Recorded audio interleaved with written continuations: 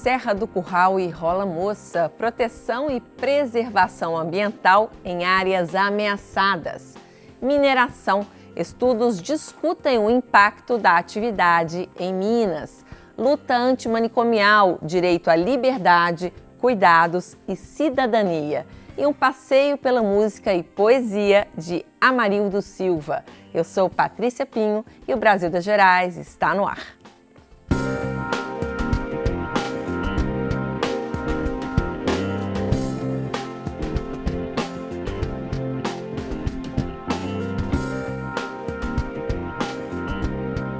Olá, boa tarde, muito bem-vindo ao Brasil das Gerais. E hoje, 18 de maio, é Dia Nacional da Luta Antimanicomial e a gente, claro, não poderia ficar de fora dessa discussão tão importante. O movimento da luta antimanicomial se caracteriza pela luta pelos direitos das pessoas com sofrimento mental. Dentro dessa luta está o combate à ideia de que se deve isolar a pessoa com sofrimento mental em nome de pretensos tratamentos. Ideia baseada apenas nos preconceitos que cercam a doença mental. O movimento faz lembrar que, como todo cidadão, essas pessoas têm o direito fundamental à liberdade, a viver em sociedade, além do direito a receber cuidado e tratamento, sem que para isso tenham que abrir mão de seu lugar de cidadãos. Para falar sobre isso, recebemos agora a Maria Estela Brandão, psicóloga social da UFMG, e a Ana Guzmão, que é idealizadora da mostra Nos Porões da Loucura.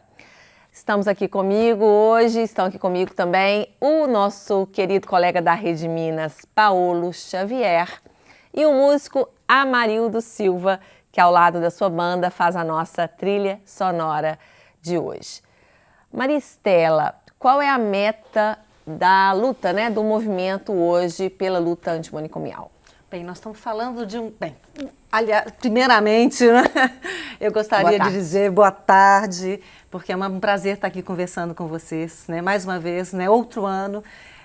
A luta antimanicomial é um movimento importantíssimo, Então, pensar numa meta é curioso, porque todo ano se estabelece uma nova meta, Porque é um processo. Quando a gente vê esse desfile que acontece no 18 de maio, aqui em Belo Horizonte, e não apenas, porque em diversas localidades no Brasil, muitas mesmo, centenas de manifestações acontecem por todo o Brasil, onde a gente tem serviços de saúde mental abertos, tratamento em liberdade, Porque esta é uma ode contra os manicômios, como a própria expressão diz, luta antimanicomial. E o manicômio não quer dizer só uma luta contra a situação de isolamento físico, que é uma coisa terrível, Você pensar que você isolar a pessoa, isso significa tratamento, não é verdade. Mas também os isolamentos químicos, porque às vezes quando você pensa que construir um diagnóstico é produzir uma forma de compreender as pessoas, lê do engano, porque às vezes o diagnóstico pode ser uma forma de trancafiar a pessoa, e diagnóstico não pode ser entendido como se fosse uma tatuagem na testa da pessoa. O diagnóstico é um esforço de compreensão, é um esforço entre tantos, pode dar certo, pode não dar certo e pode mudar. Ninguém está preso a um diagnóstico psiquiátrico. Isso é muito importante, é por isso que a gente fala assim, que essa expressão curiosa, pessoas com transtornos, pessoas com sofrimento mental, evitando a expressão doente mental, porque é uma expressão que já vem muito carregada de estigma, De preconceito, De preconceito, é verdade. Então, é um momento de afirmação dos serviços abertos, dos CAPs, dos CERSANs, como a gente se chama aqui em Belo Horizonte, porque tem uma história muito forte aqui em Belo Horizonte, muito importante nacionalmente. É uma referência latino-americana, porque os CERSANs, eles são capazes, é o serviço nacionalmente, assim, considerando o cenário nacional, é o serviço que dá a mais consistente resposta à crise. Então, é muito importante que você seja tratado perto da sua casa, perto dos seus amigos, que as pessoas compreendam inclusive, que o sofrimento mental não é um problema que nasce dentro da sua cabeça, apenas, ou é uma coisa que tem a ver com a vida, que tem a ver com os outros, que tem a ver com o modo como a gente se relaciona. Tem vários tipos de sofrimento mental, Entre eles a depressão, transtorno bipolar, transtorno de ansiedade. Esses são os diagnósticos, Mas eu acho que cada vez a gente tem mais diagnóstico também. Sim. Isso tem sido um problema que tem nos alarmado. Eu sou professora, né, professora da UFMG, então isso tem nos alarmado. É uma espécie, não só existe, a gente pode dizer, existe um surto de depressão. Existe um surto de diagnósticos. Na verdade, o esforço é que cada um tem um sofrimento. Existe alguém no planeta que não sofre, não é? Algumas pessoas entram em crises profundas. Isso, para algumas pessoas, é uma experiência muito radical. E essas pessoas são as maiores especialistas no que significa essa vivência que, do ponto de vista existencial, é extremamente, pode ser trágica. Mas aí, Stella, você está falando que existe talvez uma banalização dos diagnósticos de depressão, de outros sofrimentos mentais? Não, eu estou dizendo, além disso, que existe uma indústria de produção de diagnósticos que está associada à indústria de produção de medicamentos, de psicofármacos. Essa é uma denúncia muito importante que a gente tem que fazer, né, nesse dia tão importante, porque a luta antimanicomial é um movimento ativista relativo a esse tema da saúde mental mais importante do mundo. Porque o Brasil ele tem uma dimensão de rede de tratamento que é assim, considerada a rede mais expressiva entre os países de média e baixa renda. Se você considerar do ponto de vista populacional, é o maior serviço do mundo, a rede de atendimento em liberdade. Então, sim, diminuir os espaços, né, de exclusão e fortalecer os serviços públicos, porque a saúde mental não pode ser objeto de mercado, não é mercadoria, né? Saúde, sofrimento não é mercadoria. Sofrimento, enfrentar o sofrimento é direito social, é construção de política pública. E aí nos preocupa muito, inclusive, esse delineamento dessa política de comunidades terapêuticas que tem se desenvolvido atualmente. Por quê? Porque é um espaço sem um controle adequado, sem projeto clínico adequado, privado, nem é privado filantrópico, nós estamos falando de privado realmente, de produção de lucro. E nós estamos falando de um risco enorme, que é de desvio de dinheiro público, né? Nós sabemos que é necessário investimento permanente, nós ainda não temos a melhor rede de atenção psicossocial do mundo, né? Temos uma rede muito expressiva, mas que precisa de investimento sistemático. Essas pessoas vão para a rua, né, falar das suas histórias, mostrar a sua cara com a maior alegria e sintonizadas com outras pautas. Esse adereço aí hoje. Trouxe, olha que lindo. A Maristela, gente, ela acabou de chegar do desfile do Bloco Liberdade Ainda Que Tantã, que marca as comemorações aí do Dia Nacional da Luta Antimanicomial. Foi agora à tarde, né? Foi agora à tarde, um desfile que começou assim 3 horas da tarde e passa pela cidade, né, evidenciando que, olha, a loucura, a irracionalidade, a sofrimento, está em todo lugar. A gente tem que abraçar isso porque a gente é isso. Gente, é gente também com momentos difíceis, momentos dramáticos. A gente tem que saber dialogar com isso, mas fazem isso com arte, com alegria, não é? É um desfile que atrai a simpatia de todo mundo. Eu já vi ano passado, e esse ano dedicado à memória da Marielle Franco, né? Marielle Franco presente. Sim, Marielle Franco presente. E outros personagens, sabe, que estão aí na luta pelos direitos básicos, direitos humanos. É isso aí. Direito que são fundamentais para que a gente possa produzir sociabilidade. E você estava falando em arte, e a gente queria destacar a importância da arte como uma ferramenta de conscientização, né, da sociedade, e também para os pacientes, né, em sofrimento mental, uma forma também de inserção no mercado de trabalho, de realmente colocar aquela dor para fora, aquele sofrimento para fora. E a Ana, gente, ela está à frente aí de uma mostra super importante também, super interessante, que é Porões da Loucura, né? Baseado no livro do Irã Firmino. Isso. A gente já trouxe o Irã Firmino aqui no programa, um livro maravilhoso que conta aí as atrocidades da época de Barbacena, né? Do manicômio de Barbacena. E é mais do que um espetáculo, né, Ana? É uma peça, é uma mostra, porque tem documentário, tem outras intervenções aí. Desde quando a gente começou a pensar o espetáculo em 2015, e aí ele estreou em 2016, e a Stella é testemunha disso, que a gente sempre tentou, em função da complexidade do tema, trazer outras artes também e criar um debate porque o tema é muito profundo, né? Então a Estela participou, foi no nosso ensaio, depois debateu com a gente quando nós estreamos no Festival Internacional de Belo Horizonte. Temos imagens aí da peça, pode continuar comentando. Pois é, e aí a nossa pesquisa iconográfica, cinematográfica sempre foi muito profunda. E aí nós falamos, por que a gente não divide isso com as pessoas, né? E por que a gente não traz também as obras dos pacientes dos centros de convivência para estar nessa mostra? Então, a gente tem essas obras, a gente tem uma exposição de fotografias do Guilherme Bergamini, que é muito interessante, que ele assistiu o espetáculo. Depois que ele assistiu, ele ficou tão apaixonado com o tema que ele foi a Barbacena, fotografou em Barbacena e aí começou a pesquisar sobre a questão do Hospital Colônia. E aí as fotografias vieram a partir do espetáculo. Que maravilha. E a gente tem também um trechinho que a gente queria mostrar aqui, que tem muito a dizer de uma mãe que representa muitas outras mães aí da nossa história. Vamos ver. Tá no ar aí? Vamos lá. Ah, desculpa, gente. Daqui a pouco a gente mostra. Outro trabalho que eu queria destacar aqui, que a gente também não pode deixar de falar, é o trabalho da ONG Suricato, que é um trabalho maravilhoso. A gente estava falando aí da arte, da importância da arte como ferramenta. Então vamos ver o trabalho do Suricato para entender como é que funciona. Vamos lá.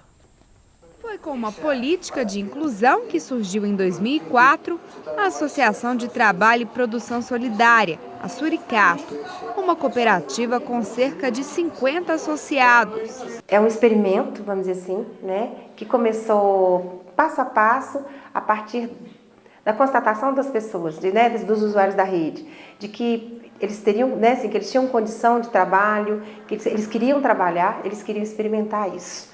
Né? E a partir de um processo de formação e de qualificação promovido pelo Fórum Mineiro de Saúde Mental, essas pessoas então se organizaram, né, e constituíram esse empreendimento, que agrega 4 núcleos de produção: mosaico, costura, marcenaria e culinária. O local funciona também como um bar. Cozinheiros, garçons, todos que trabalham lá fazem parte da cooperativa. A gente fica aqui no miudinho mesmo, trabalhando com a delicadeza e tentando aceitar a diferença. O pessoal chega, o pessoal chique aqui, só vem gente chique mesmo. Aí chega, abraça a gente, dá beijinho, eu falo assim, eita, que esse povo viu em mim? Eles não sabem que eu sou doidinha, não. Além de desconstruir, né, os preconceitos, né, assim, rever preconceitos e desconstruir algumas certezas, né, em relação à loucura. Então essa é a aproximação, né? É possível também as pessoas, né, que trabalham aqui se sentirem reconhecidas, valorizadas naquilo que fazem, né? E cada uma se dedica, né, de um jeito mais bacana, assim, do melhor jeito possível, né? Que beleza! Essas atividades artístico-culturais, né, são maravilhosas para a gente também que está podendo consumir esse tipo de trabalho dessas pessoas, e uma forma também importantíssima de inserir essas pessoas, como a gente disse aqui antes, de volta ao mercado de trabalho, né, Estela? E a vida, não é? E a vida em sociedade. Vida em sociedade, e a vida que é a vida política também. Acho muito importante que a gente destaque que hoje, o Dia de Luta Antimanicomial, é um dia, essa movimentação toda de rua é produzida pelo Fórum Mineiro de Saúde Mental, que já tem uma longa estrada, né? E pela Associação dos Usuários dos Serviços de Saúde Mental, uma associação de ativistas, de pessoas que viveram em primeira pessoa a experiência de sofrimento, né? Os especialistas, né? Isso em parceria com o setor público, com a coordenação municipal de saúde mental e outros parceiros, que muita gente se junta nesse timão aí para levar o bloco Liberdade, ainda que tantã, para as ruas todo ano. Esse exemplo aí mostra o quanto que o tratamento humanizado, né, é bom para inserir as pessoas no mercado de trabalho, né, em comparação ao que o Irã Firmino mostrou pra gente lá na década de 70, lá em Barbacena, né? Que ficou com a alcunha de Cidade dos Loucos, né? Hoje está querendo ser a Cidade das Rosas. Então, esse é um ótimo exemplo de que o tratamento humanizado é a melhor solução. Não, claro, né? Inclusive, eu acho que né, o espetáculo e todas as iniciativas, né, Ana, que vocês estão fazendo, evidenciam esse outro lado da moeda, que é violência. Nós estamos falando aqui de violência versus possibilidade de vida, de direitos, de cidadania plena. A importância também que o espetáculo traz isso, né? A gente até queria mostrar esse trecho, mas aí vai ficar para uma próxima vez. Vão lá assistir o espetáculo, que vale super a pena. Vale a pena, lindíssimo. Da importância do envolvimento das famílias também, dos pacientes nessa luta, né? Porque a peça fala desse isolamento que esses pacientes também sofreram de suas famílias, mães de seus filhos. E como que as famílias podem se envolver e qual que é a importância desse acolhimento, na opinião de vocês? Bom, a questão começa na família, né? O primeiro núcleo ali de quem tem esse sofrimento mental, os primeiros relacionamentos, as referências são todas familiares, né? O espetáculo, ele traz também uma reflexão da sociedade, né? Então, não são só as famílias, são os médicos, os funcionários, é todo um sistema, que era um sistema político também. Porque é muito importante a gente lembrar que menos de 25% das pessoas que foram internadas em Barbacena tinham algum transtorno mental. É absurdo, né? Absurdo. As pessoas eram o quê? Era homossexual, era preso político, era a pessoa que bebia cachaça, foi a menina que engravidou. Eram pessoas que eram consideradas párias da sociedade por algum motivo, né? duvidosos. Exatamente. Né? Lá era um depósito de gente. Depósito de onde mais de 60 mil pessoas morreram. É uma casa de extermínio, um espaço de extermínio. Os corpos nutriram várias escolas de medicina, inclusive no Brasil. Havia negociação de corpos. Foi até comparado até a campos de concentração nazista, né? Sim. Um espaço de extermínio. Faz um convite então para quem está em casa, onde que está, que horas, o espetáculo? Nós estamos no Teatro Marília, sexta e sábado às 20h30 e domingo às 19 horas.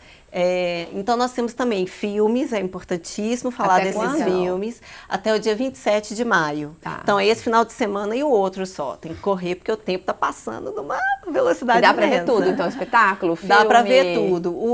Os filmes são gratuitos. No domingo agora nós temos um debate também super legal com o Babilac Bar. Uau, maravilhoso. Grande Falando música, sobre maravilhoso. o Trem Tantã. Sim. Inclusive, um dos integrantes também vai estar com a gente, o Mauro. Que ótimo. A Andréia, do Raul Soares, vai falar sobre o tratamento deles lá, a questão da arte. Hoje, depois de Denise da Silveira, o que a gente pode... quais são os desdobramentos da arte no tratamento. E então tem esse debate. O debate é gratuito, o debate acontece depois do espetáculo. As exposições e os filmes também. E os ingressos para o espetáculo é no site Val Teatro MG. Tá certo. A gente, infelizmente, tem que encerrar esse bloco, mas antes eu queria terminar com uma pergunta que eu também não posso deixar de fazer aqui. O saudoso poeta Ferreira Goulart, né? Acho que isso aí já é sabido aí de todo mundo. Tinha 2 filhos esquizofrênicos e era a favor da internação. Porque ele falava que só quem está do lado da família que sabe o quão difícil é ter uma pessoa em surto dentro de casa.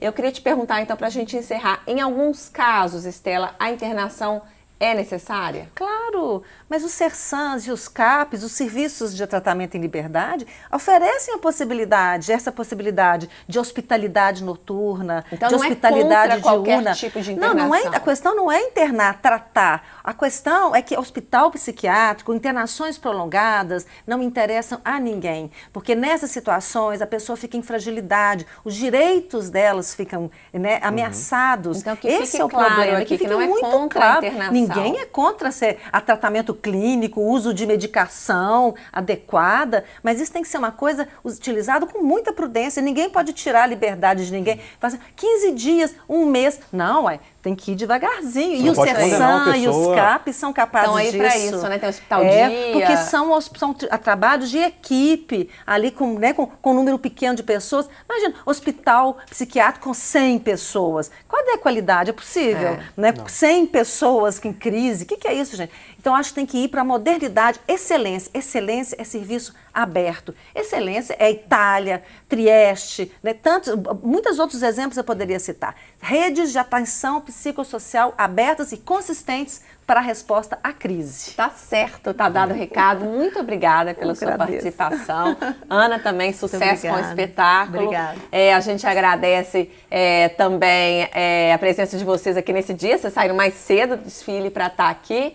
E viva a luta antimanicomial, conte com o Brasil das Gerais aí nessa caminhada.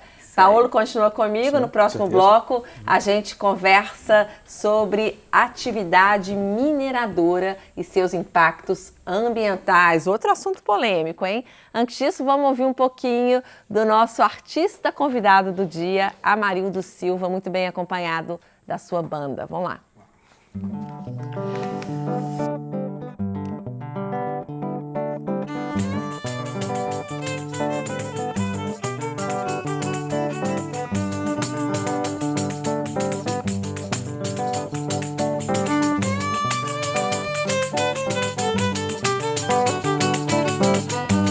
Eis o cego do realejo pra dizer a sua sorte, por uma moeda de prata desvendar segredos de vida ou morte.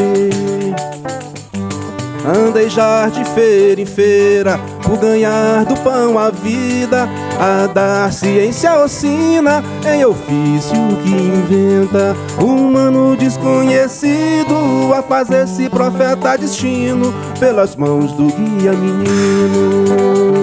Ei, moreno, onde está você? Colibris comeu meu zóio, já não posso mais lhe ver. Posso não, colibris não come não, borboletas avoães comeu foi a mina do zóio, qual fosse fuloterçã.